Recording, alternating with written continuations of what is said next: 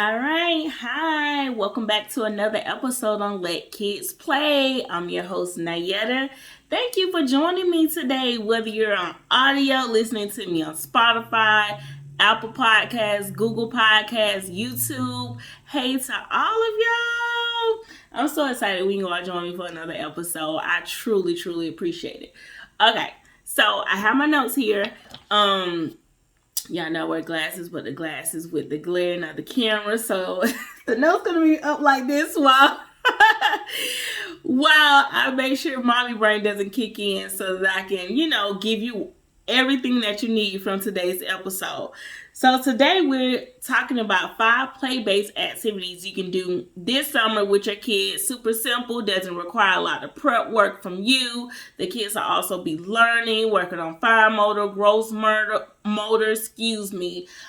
problem solving, being creative, just all of that combined with these 5 simple activities. So let's get into it. So the first one is, of course, something that's essential for even adults. Like I've learned this trying to teach my kids just a little bit. I don't have a green thumb, but it's gardening. Teach your babies how to garden. Like you can easily go to Home Depot, Lowe's, even Dollar Tree and get some seeds, get some pots, get them the little rakes, the hoes, just get them and doing those skills and planning and understanding patience, getting their hands dirty. You have so many conversations around gardening, and it's such a simple task, especially if you go into your fruits and your vegetables. Like teaching them how to plant cucumbers is a cool one. Tomatoes is a really good one. And nowadays they have things to where you can start indoor gardens where if you're not into the worms and keeping all the insects and bugs from eating your fruit and vegetables, you can do an in-home garden as well. So also, did you know that if you take popcorn kernels, did you know that you can take popcorn kernels and sprinkle them around and water them and they will grow as well? The kids, and they grow so fast. So to teach the kids patience, but they don't have a lot of patience. So it'll still teach them patience, but it'll still grow at a fast rate to where they don't get bored. It won't take like 2 weeks for something to sprout up. So that's a cool one to do as well. And then sunflowers, cherries, tomatoes, and strawberries are also easy to plant, and they're easy to grow. So if you don't have a green thumb like me, then it's the perfect opportunity to use those things that are easy to grow. But it teaches your kids responsibility because they have to water them, so you can have them wake up every morning, every other morning, and say, hey, we need to water our plants. After we brush our teeth, wash our face, do breakfast. It gives them that sense of responsibility. They're part of the household, doing something outside the chores that they probably don't want to do, like clean up their toys. So gardening is good for all ages, actually. So this summer that I encourage you all to plant something. Plant one thing for me. That's what I challenge you to do. Plant one thing with your child at home this summer, because it also creates that quality time with you all, and it creates a whole unit of learning, if I'm being honest. So the second activity I recommend is painting in nature. Now my kids love this. Absolutely love this. So painting in nature is a great activity, just for you to be outside, and so it's a number of ways you can do this. So you can create your own paint being outside. Like they can crush up some leaves and just add some water and see if the color pulls from the leaves.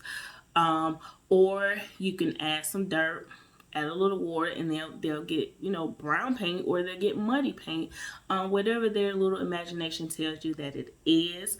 Or you can just bring some paint outside, watercolors, and let them paint the leaves, create leaf stamps. Or you can add the paint sticks if you don't really want to get messy, and they can actually color on the leaves or rocks and then use those as stamps, or just paint on the ground and stuff. And then chalk is painting outside in nature, and you can make chalk paint by adding chalk to a bottle of water, and they can squirt it out like the ketchup and mustard bottles. They can squirt those out to paint, but the whole objective is for them to be outside.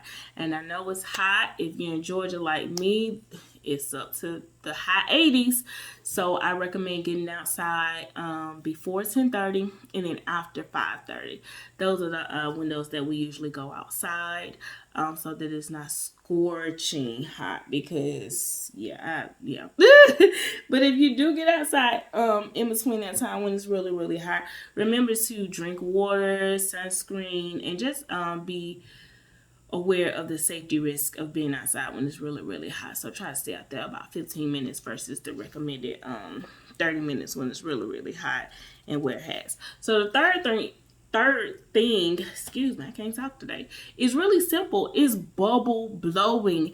And I know like people are so confused as to why kids love bubbles, but there's so many things that they're learning blowing bubbles, especially the little kids, like the babies and the toddlers, and they love it. They love it. So you can blow bubbles with the toddlers or babies to work on their eye-hand coordination, toddlers fine motors.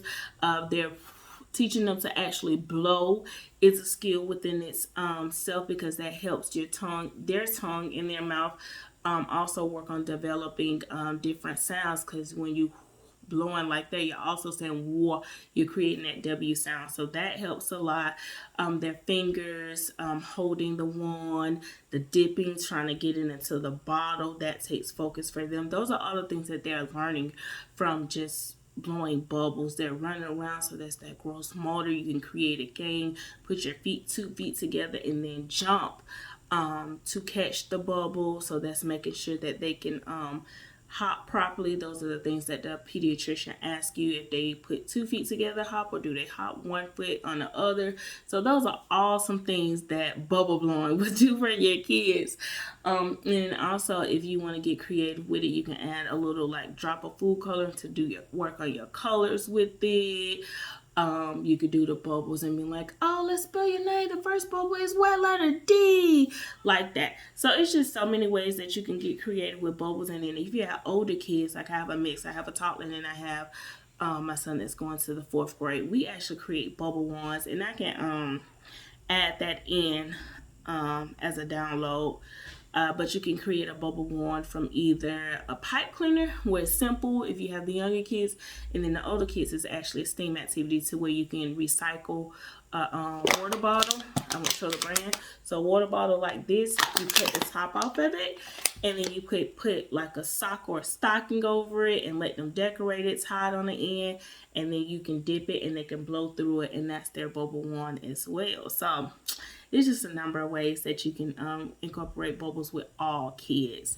And that's an easy way to learn. Like, you come out as a cool, fun parent, and all the while they learning all the stuff that you need them to learn.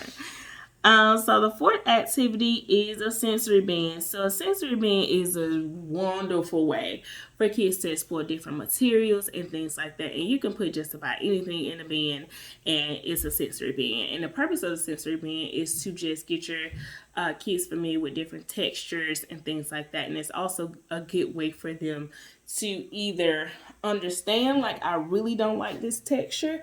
And it's also a good way for you to understand if it's something that mushy, when they're touching it, like oblique, they probably won't like different sauces that feel like that, or mashed potatoes. So the sensory also helps you identify foods that they probably won't like, and for you to understand why they don't eat those type of foods. So a sensory band, a simple sensory band, could easily be putting grass, rocks, leaves. You can add some beans from inside the house. You can add some pasta. You can dye some pasta. You can dye some rice. Just make sure you're watching them so that they don't put those things in their mouth. Just different, all type of things you can add to a sensory band. You can make the sand, kinetic sand, with flour, a little bit of oil, cornstarch. So there's just so many things you can make for a sensory band. This summer, the big one we do is sand. We make sand with the flour, cornstarch, and oil. All my kids love that, because all my kids love the sand. So that's number 4. All right, so the 5th one is the scavenger hunt. So I always recommend a scavenger hunt because a scavenger hunt is super easy. So number one, I love it because you're spending that quality time with your kid. You're creating a conversation. You're usually going on a walk with them or they're running, but it creates that really close quality time that our kids need to know that we're there for them and just to strengthen the bond as a parent. So scavenger hunt can be anything. Like you don't even have to have like a piece of paper and a checklist. It's fun if you want to extend the activity for them to have a checklist and the binoculars. You can make binoculars out of your recycled toilet tissue rolls, or you could just wear your binoculars, use your hands, and put them onto your eyes. Either way, a scavenger hunt is something you can do in the car. It's something you can do on a walk. It's something you can do on a road trip. Just make it fun because we overthink the learning when it's really simple, especially when the kids are having fun. So if you're trying to develop your kids' colors, when you're walking, you could say, oh, it's almost like I Spy, except you want them to go and grab it if possible. If you're in the car, then it's more like I Spy. So I would say a scavenger hunt / I Spy would be a great, simple activity to do. You could do it every day. And they'll probably remind you, Mommy, it's time for a scavenger hunt. Mommy, are we doing a scavenger hunt today? So just remember that you can add the little magnifying glass. Like Party City has the little party toys magnifying glass, which is really, really cool. So you can get creative and do a worksheet for them to check it off, or you can just get the magnifying glass. So yes, the scavenger hunt in I Spy is a great one. So we're going on a walk. Hey, do you see a tree? Or what do you see? Like what do you see? Or tell mommy what to find, so you can switch the scavenger hunt once they get the concept of them telling you what to find. And it's also fun to let them become the teacher or the leader as well. So those are the 5 things that are quick, simple, something for you to do, that are play-based activities for your kids to do in the summer, or really anytime. They're flexible. You can interchange the sensory bands, the bubble ones, and the scavenger hunt. So I hope you found these activities helpful for you and your little one. I hope I kept it simple enough for you to implement something today. Remember that play-based activities are not only fun, but they're engaging, and the kids are learning with a smile on their face. So until next time, it's Nayetta. Bye.